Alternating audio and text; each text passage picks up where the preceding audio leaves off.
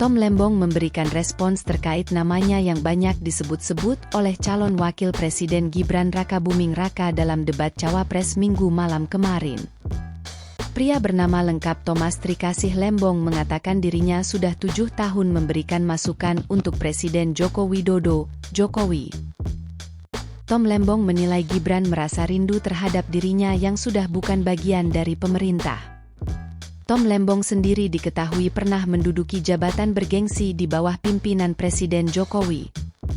Dia pernah menjabat Menteri Perdagangan, Mendak, dan Kepala Badan Koordinasi Penanaman Modal, BKPM. Saya bisa mendeteksi apa? Sebuah rasa rindu mungkinnya, bahwa saya tidak lagi di situ, untuk memberikan masukan-masukan yang berkualitas. Tapi sekarang yang menerima manfaat dari masukan saya adalah Pak Anies dan Pak Muhaimin, katanya.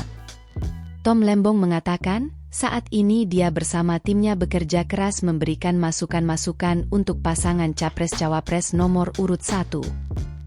Ia juga menanggapi pernyataan Gibran yang menyebut agar tidak memberikan komentar-komentar yang menakutkan dan lebih baik bersikap optimis.